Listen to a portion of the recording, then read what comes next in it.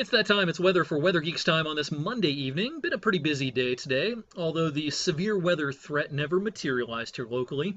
The threat was never that high here, but it was high enough that we had to pay attention to it and keep a close eye on things.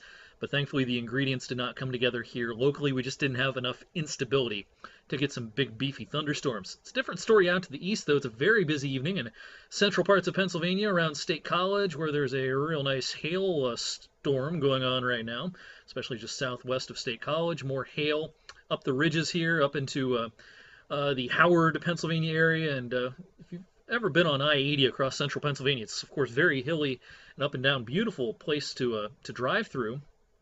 And storms a lot of times get ripped apart over there thanks to the higher terrain, but if they take just the right path, they can stay together. And so central PA getting some rare, big-time thunderstorms, even a tornado warning down here near Carlisle and Harrisburg, PA. More severe thunderstorm warnings right along the Mason-Dixon line, and this is all part of a big cold front pushing through the east and keeping the threat for severe weather active all the way down into the Carolinas, parts of Georgia this evening. Of course, we want to focus on our local weather here around the Mahoning and Shenango Valleys. And this evening we've got a few leftover showers, just real light rain.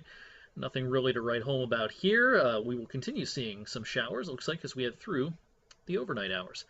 Now let's look at the temperatures, because those are also a story. They're going to be dropping tonight. Cold front is marching through as we speak. And in the wake of this front, notice it is quite a bit cooler out to the west. And it gets even cooler once you're up into the upper Midwest and into Canada, where temperatures are close to freezing at this hour. That chilly air is going to set up camp over the east over the next several days. That much is for certain. So we're going to keep an eye on this zone over here across the mid-Atlantic states for possible severe weather still this evening. But we're out of the woods in terms of big heavy storms here, but you're going to need to keep the umbrella on standby. Let's take a look at the simulated radar product on the NAM model here, taking us, let's skip ahead to tomorrow morning. Back to work, back to school on a Tuesday for a lot of us, and the NAM will eventually come up here and show us that we will not have a whole lot going on tomorrow morning. And now there could be a sprinkle or a shower tomorrow morning, but I think the threat for any wet weather, any shower activity is a little higher as we get into the afternoon, as my internet slows down. There it is. Not much tomorrow morning. Tomorrow afternoon, though, the instability in the atmosphere will be a little higher. A lot of chilly air upstairs in the atmosphere. Air partials will have no problem rising and forming some showers during the afternoon tomorrow. It's also going to be a windy afternoon. Check out how tightly packed together the isobars are here across our area. And eventually, there's my simulated radar. My internet's slowing down, of course. You know, even in the afternoon, it's not showing much, but I think that there's a somewhat better chance of seeing a shower as you get into the afternoon tomorrow. I mentioned the wind. That's really going to make it feel even cooler than it actually is tomorrow. I think wind speeds will be generally sustained 12 to 22 tomorrow. Wind gusts can be higher. Here's the NAM showing some wind speeds tomorrow afternoon, 25, 26, maybe 30 miles an hour. Even a little higher than that, maybe out to the west. So yeah, hold on to your hats on our Tuesday. It's going to be that kind of a day. As we head towards midweek, the pattern's not going to change a whole lot. It's going to be a chilly pattern. We're going to be fair game to see some spotty showers.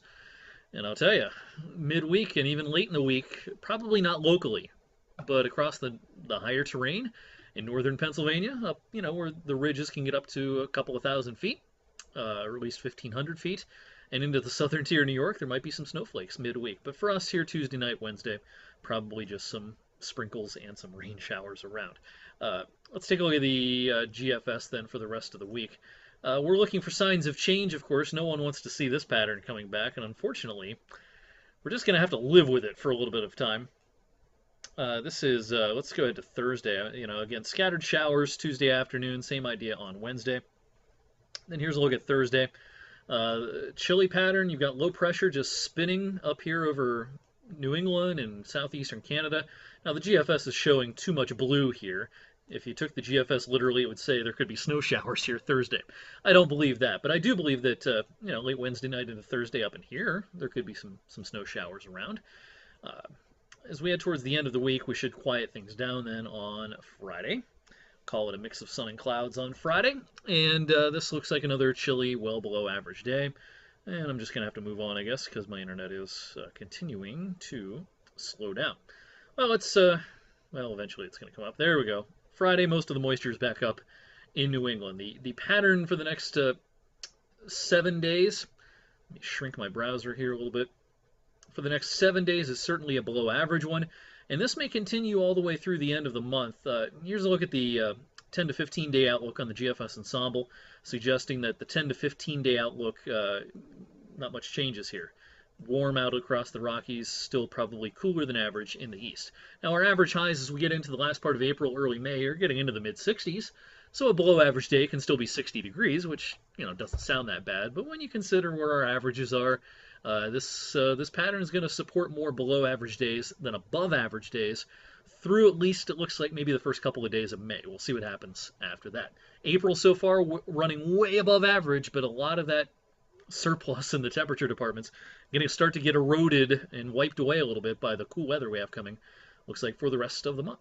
All right, that's the Monday evening weather for Weather Geeks. More updates as usual on social media. Put meteorologist in front of my name to find me on Facebook, and I am at Eric WFMJ on Twitter. I'm also Eric WFMJ on Instagram, posting some fun pictures over there all the time. I'll see you tonight on 21 News at 11. If you're up early tomorrow morning, check out Jesper Gante's forecast on WFMJ today starting at 5 a.m. Have a great Monday night.